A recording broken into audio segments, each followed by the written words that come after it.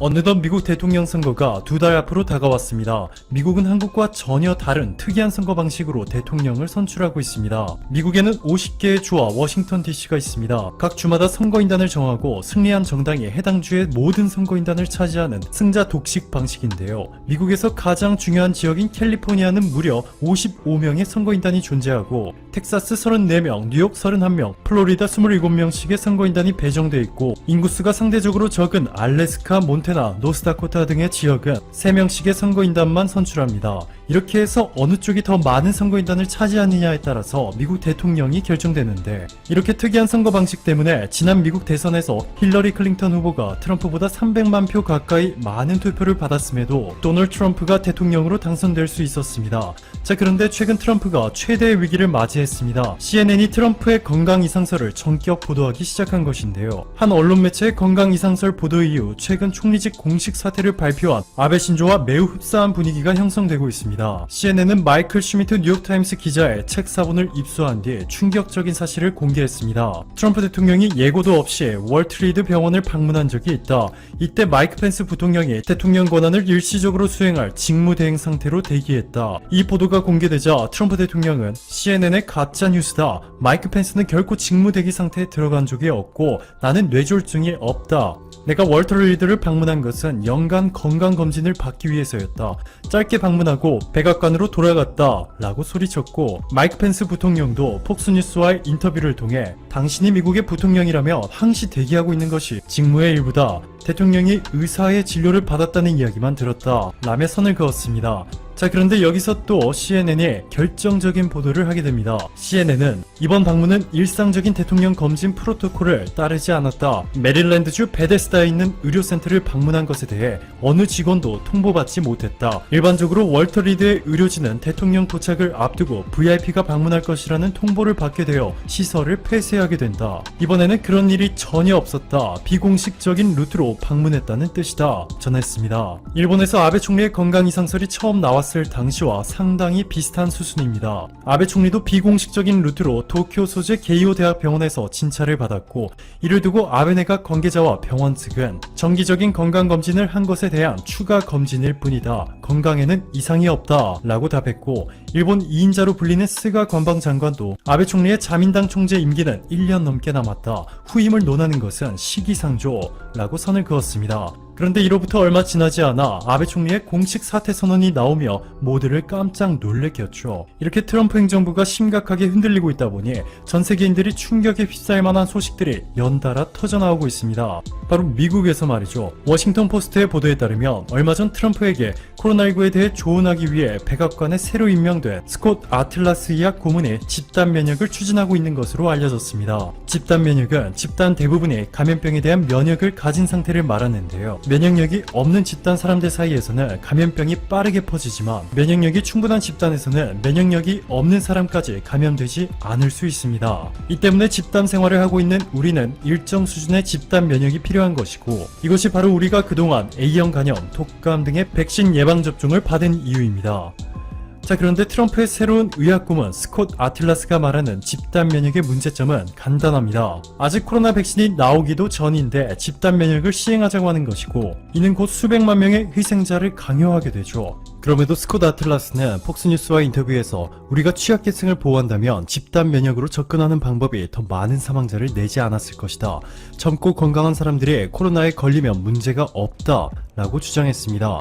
워싱턴 포스트는 이미 코로나로 65세 미만의 확진자 2만 5천 명이 사망했다. 그리고 미국은 다른 국가들에 비해 비만과 심장병 비율이 높다. 즉 미국 사람들은 코로나 바이러스에 취약하다는 것을 의미하고, 스콧 아틀라스와 트럼프가 철저하게 관리되고 있는 요양원에 살지 않는 노인들을 위험에 빠뜨릴 수 있다. 코로나 바이러스의 치명률이 1%라고 가정하면 3억 2,800만 명의 미국 인구 중에서 65%가 감염되는 동안 213만 명이 사망할 것이다 보도했습니다. 아틀라스 고문은 트럼프 대통령에게 그런 정책은 보고하지 않았다 라고 전했지만, 트럼프 행정부가 새로 백악관에 들인 코로나 팬데믹 의학 고문이 집단 면역을 강력하게 주장한 것이기 때문에 미국 전역이 발칵 뒤집혀버렸습니다. 그러면서 트럼프는 최근 한국에서 벌어진 교회발 집단 감염 사태를 두고는 한국은 끝났다, 큰 확산이 시작됐다 라며 한국을 깎아내리기 바빴죠. 이렇게 비슷한 방식으로 한국을 깎아내렸다가 낭패를 본 국가 기억하실 겁니다. 스웨덴 국립보건원 소속의 감염병 학자인 안데르스 택넬은 한국의 코로나19 대응 정책이 봉쇄 정책이라며 우리는 얼마나 이런 봉쇄 정책을 계속할 수 있을지 생각하는 것이 중요하다. 한국처럼 간신히 노력해 바이러스를 없애더라도 한국조차 유행은 다시 올 것이라 예상하고 있다고 얘기한다. 봉쇄 정책은 질병의 확산 압박을 가중시킨다. 막았던 문을 다시 여는 순간 더 심각한 결과가 벌어질 수 있다. 애써 코로나 유행을 중단시키는 것은 오히려 부정적일 수도 있다. 라며 집단 면역을 시행하는 것에 대해서 사회의 많은 부분이 느려지겠지만 성공시킬 수 있다. 수개월간 지속될 텐데 학교를 몇 달씩 닫을 수는 없다. 라고 자신있게 말했었죠. 자, 그런데 그 결과 스웨덴 주변국인 노르웨이와 핀란드는 코로나로 인한 사망자가 264명, 336명씩 기록했는데 집단 면역을 고집한 스웨덴에서 발생한 코로나19 사망자는 5,813명. 집단 면역을 위한 실험이라기에는 너무나도 큰 희생에 뒤따랐습니다. 그렇다고 해서 이 많은 희생 뒤에 집단 면역을 성공시키지도 못했습니다. 스웨덴 연구진들의 연구 결과에 따르면 스웨덴의 수도 스톡홀름에서 코로나19 항체를 보유한 비율은 전체 인구의 고작 7.3%. 집단 면역에 성공하기 위해서는 전체 인구의 최소 65% 이상이 항체를 보유해야 하는데 터무니없이 부족한 수치입니다. 스웨덴에서 신종플루와 사스 유행 시기를 모두 겪은 아니카 린데 전 공공보건청장은 만약 일찍 봉쇄령을 내렸으면 취약계층을 보호하기 위한 시간을 벌 수 있었을 것이다 라며 스웨덴의 집단 면역 실험을 비판했습니다. 결국 한국의 코로나19 대응을 비판했던 안데르스 택넬 스웨덴 보건청장은 스웨덴은 끔찍한 상황에 처했다 라며 국영 라디오와의 인터뷰에서 집단 면역의 실패를 인정했습니다.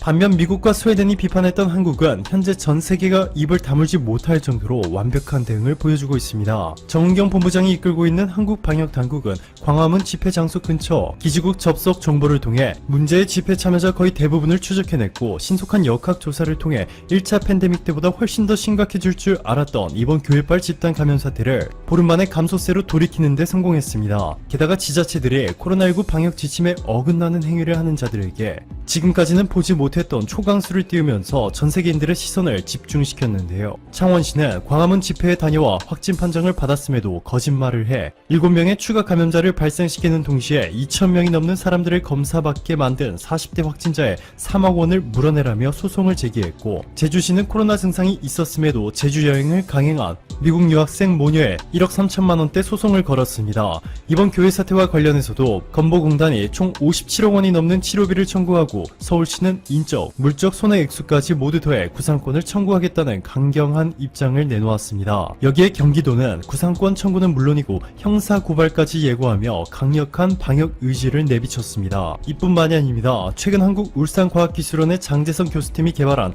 바이러스 측정 키트 때문에 전 세계가 발칵 뒤집혔죠. 기존에는 공기 중 바이러스가 떠다니며 진공청소기와 유사한 방식으로 채집해 PCR 검사를 진행했기 때문에 입자가 손상되고 과정 또한 상당한 시간이 소요됐습니다. 그런데 이번에 울산과학기술원이 개발에 성공한 키트는 정전기력을 이용해 공기 중 바이러스를 채집하고 PCR 대신 면역 반응을 이용해 빠르게 검사가 가능합니다. 이번 연구는 환경공학 분야에서 세계적인 저널인 환경과학기술에 게재되며 세계적인 스포트라이트를 받았는데요. 이번 연구를 주도한 장재성 교수는 이번 연구는 비록 신종 인플루엔자 바이러스에 대해서 이루어졌지만 비슷한 크기와 구조 그리고 똑같은 외피를 가진 코로나 바이러스에 대해서도 사용이 가능하다 전했습니다. 오늘도 감사합니다. 최고로 멋진 안녕하세요. 상식이 돈이 되는 지식스쿨입니다. 최근 중국이 전 세계를 상대로 양아치 짓을 하며 자국의 이익만 챙기고 있죠. 중국 외교부는 코로나19 사태 이후 미국을 비롯한 서방 국가들의 공세에 영화 특수부대 전랑처럼 어느 때보다 거침없이 대응하고 있습니다. 이에 서방 외교 전문가들과 언론들은 중국이 전랑 외교 전술을 구사하고 있다고 지적하고 있죠. 실제로 4월 프랑스 정부가 중국 정부의 코로나19 대응을 비판하자 루샤의 주 프랑스 중국 대사는 대사관 홈페이지에 프랑스 양로원 직원들이 한밤중에 자신의 임무를 포기해 노인들을 죽게 했다고 반격하는 글을 올렸고요. 7월 영국 정부가 5G 구축 사업에 화웨이를 배제하기로 결정하자 류 샤오밍 주 영국 중국 대사도 중국을 적대적으로 만들기 원한다면 결과를 각오해야 할 것이라고 영국 정부에 독서를 퍼부었습니다.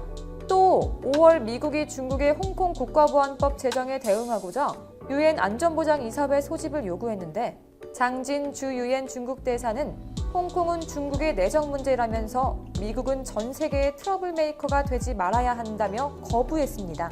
그렇다면 이렇게나 중국이 전랑 외교 전술을 구사하는 이유가 뭘까요? 영상 시작 전 좋아요와 구독 부탁드립니다. 전 세계가 인정하는 가치 투자자 워렌 버핏이 인정한 바로 그 책 오른쪽 버튼을 눌러보세요. 중국이 전랑 외교 전술을 구사하는 이유는 크게 두 가지로 볼 수 있는데요. 첫 번째는 중국이 경제 군사 대국으로 부상했기 때문입니다. 중국 경제는 이미 미국을 부분적으로 추월하고 있고 중국 국방 예산은 세계 2위로 항공모함과 전략 핵폭격기, 잠수함, 최신의 이지스함을 보유하며 미국에 도전할 만큼 막강한 군사력을 가지고 있습니다. 두 번째는 시진핑 국가주석의 중화민족주의에 따른 중국몽 실현이라는 야심 때문입니다.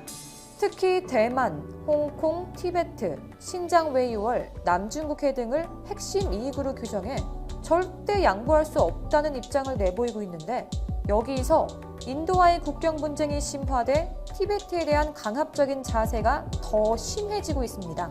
중국이 이번 코로나19 사태 이후 국제사회를 대상으로 단호, 주도적 고자세의 전랑 외교 전술을 펼쳐 미국과 유럽 국가들의 반중 정서가 최고조에 달하고 있는데요. 심지어 탄자니아 등 아프리카 일부 국가들은 중국과의 협력을 단절했죠. 현재 상황이 불리하게 돌아가자 중국은 마오쩌둥의 담담타타 전술로 바꿔 구사하고 있습니다. 담담타타 전술은 상대방과 대화할 때는 대화하고 칠 때는 친다는 말이지만 불리할 때는 대화 카드로 위기를 넘기고 유리하면 상대방을 공격한다는 의미입니다. 특히 미국과의 관계에서 가장 잘 보이는데 중국은 미국의 전방위적 압박에 강경 대응을 자제하고 유화적인 제스처를 보이고 있죠.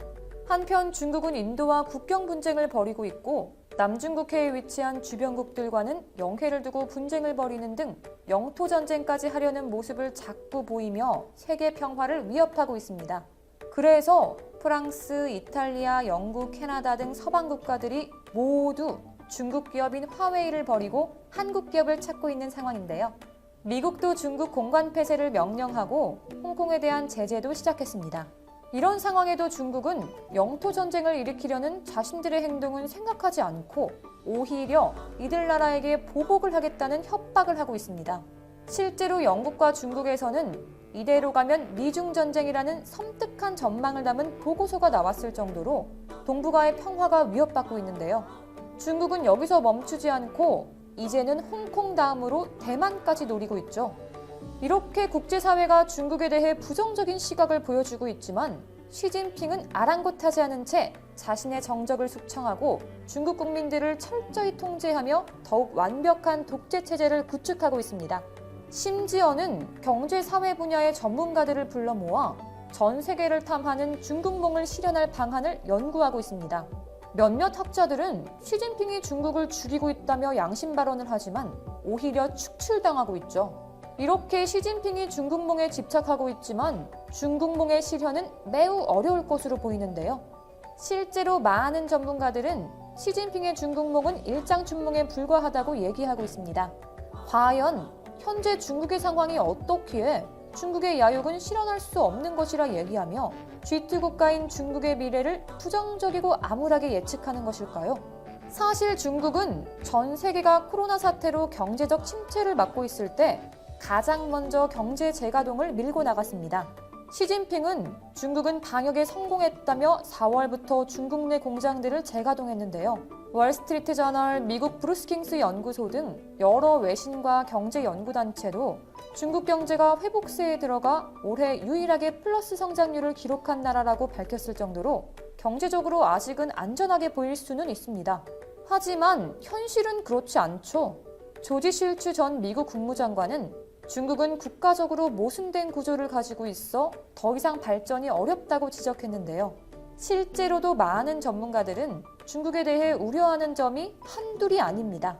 일단 중국 지도부는 홍콩을 파괴하는 과정에서 국제적 신뢰를 잃어 각국과 협상을 진전시키기 더욱 어려워졌다는 겁니다. 특히 과거 중국의 마오쩌둥이 활용했던 분할 정복식 외교 전략은 매우 공격적이고 미숙한 전략인데 시진핑은 중국몽을 실현한답시고 따라한 것이죠. 게다가 시진핑의 국가주의 경제 전략 역시 마오쩌둥 모델로 회귀하면서 민간 기업을 공산당 아래 두고 기업을 부당하게 이용하고 있습니다. 심지어 중국의 노동 인구는 계속해서 감소하고 있어 과거와 같은 세계 공장의 역할을 할 수 없게 될 것이고 중국 인구의 노령화는 더욱 심화되는데 중국 예산 체제에선 사회 안전망을 기대하기 어려워 이들은 방치될 것으로 보고 있습니다. 이렇게 중국의 상황이 좋지 않자 시 주석은 중국의 성장 둔화를 극복하기 위해 정부의 대출을 늘렸는데 오히려 이것은 지방정부와 기업들이 현재 우발적 채무에 시달리고 있음을 의미합니다. 그 대표적인 사례가 고속철도인데요. 국유인 중국철도는 거대한 철도망을 구축하기 위해 거의 1조 달러의 부채를 떠안았습니다. 몇몇 주요 노선은 수익이 나지만 대부분은 그렇지 않고 있죠. 물론 이번 코로나 사태로 인해 다른 선진국들도 GDP 대비 부채 비율이 2차 세계대전 이후 최악일 정도로 문제가 많지만 중국은 그 이상으로 최악의 상황이 예견되어 있습니다. 많은 전문가들은 중국의 디폴트 위기가 고조되고 있다고 얘기하고 있는데요. 이미 코로나 초창기 중국의 총 부채 비율은 245%로 급상승했는데 지금은 총 부채 규모가 국내 총 생산의 300%가 넘는 상황인 거죠. 내년까지 중국 기업과 지방정부 등 중국의 경제 주체들이 상환해야 하는 부채만도 최소한 10조 위안, 한화로 1,700조 원 이상에 달한다는 겁니다. 이렇게 상당한 부채를 현실적으로는 해결하기가 불가능할 것이란 얘기까지 전문가들 사이에서 흘러나오고 있는데 이에 따라 상당수의 기업과 지방정부들이 파산에 내몰릴 가능성도 상당히 높은 것으로 전망되고 있습니다. 심지어는 블룸버그 통신뿐만 아니라 친중 매체인 사우스 차이나 모닝포스트를 비롯한 홍콩 언론의 최근 보도에 따르면 중국 경제 현장의 분위기가 매우 좋지 않다고 합니다. 민간 기업들은 줄도산할 수 있고 정부의 말만 믿고 엄청난 부채를 끌어다 쓴 부동산 대기업들은 벌써부터 도산 위기에 봉착했다고 주장했는데요. 게다가 지방정부도 빚이 상당한 데다 정부, 대기업, 중소기업, 가게 등 모든 분야에서 엄청난 부도와 파산이 일상이 될 수 있다는 겁니다. 이 모든 것들이 작년부터 중국 기업들의 연쇄 빚보증과 만기 채무 등 중국이 휘청거릴 단초들이 보였지만 그 채권을 관리하는 위탁운용 증권사들마저도 지뢰밭이 되고 있었습니다. 채권 디폴트 증가세와 심각한 업무태만 문제가 드러났기 때문입니다. 또 코로나 해외 여교입 확진자 수도 꾸준히 증가하고 있어 중국에도 재유행이 도래할 수 있다는 얘기까지 나오면서 중국의 경제는 더 큰 문제에 봉착할 수도 있습니다. 또 시진핑의 중국몽이 일장 충원밖에 되지 못하는 이유는 다른 곳에도 있습니다.